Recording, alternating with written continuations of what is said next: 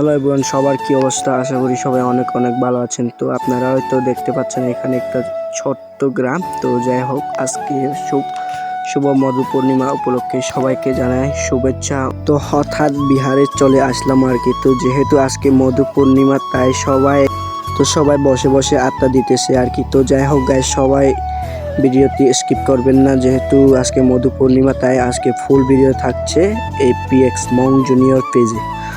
তো আজকে মধু পূর্ণিমা, তাই অনেক অনেক ভালো লাগতেছে, মনের অনেক শান্তি। তো যাই হোক, বছরের কারণ একবার মধু পূর্ণিমা আসে, সব সময় আসে না। তো যেহেতু একবার আসে, তো আপনারাও বেশি বেশি দান করার চেষ্টা করবেন গাইস। তো যাই হোক, বুদ্ধ বন্দনা করে সবাই আশীর্বাদ নেবেন। তো যেহেতু বছরে একবার, সবাই এই দিনে বিহারে যাওয়ার জন্য চেষ্টা করবেন। যেহেতু এই দিনটা হচ্ছে অনেক ভালো দিন, যে মধু পূর্ণিমা আর কি। মানে বছরের একবার, সে একদিন জন্য বিহারে যাইতে না পারলে হবে নাকি গাইস? সব সময় কাজে থাকবে সেরকম কোনো কথা না। যেহেতু বিহারে গেলে শান্তি আর কাজ করার শান্তি এক না। তো সবাই চেষ্টা করবেন বুদ্ধের সামনে গিয়ে প্রার্থনা করার চেষ্টা। তো আমিও বেশি কথা জানি না আর কি গাইস, তো তবুও ট্রাই করি আমি।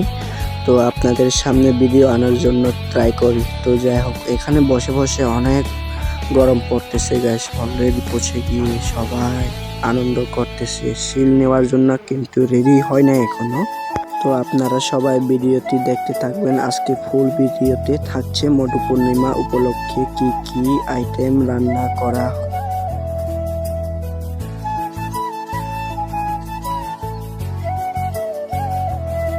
আর আমার দাদারা অলরেডি লঙ্গি পরে বিহারে উপস্থিত হয়েছে। তো আর একটা কথা শেয়ার করি গাইস, এখানে হচ্ছে পায়েস রান্না করা হয়েছে আজকে। তো যাই হোক, পায়েস খাবো আজকে।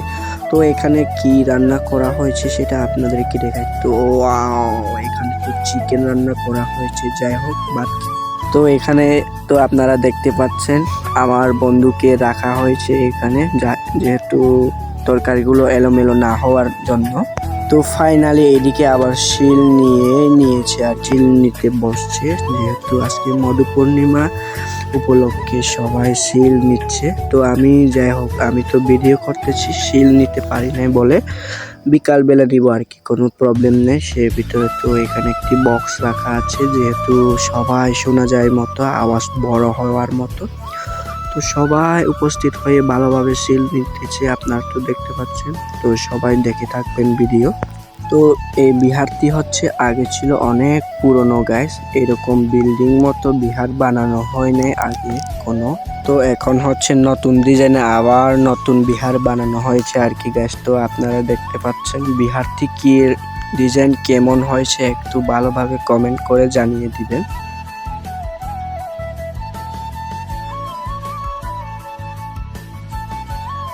তো সবাই ভালো থাকবেন, আশা করি আপনারাও এই দিনে উপস্থিত থাকার চেষ্টা করবেন। তো যাই হোক, আমার ভিডিও হচ্ছে এই পর্যন্ত।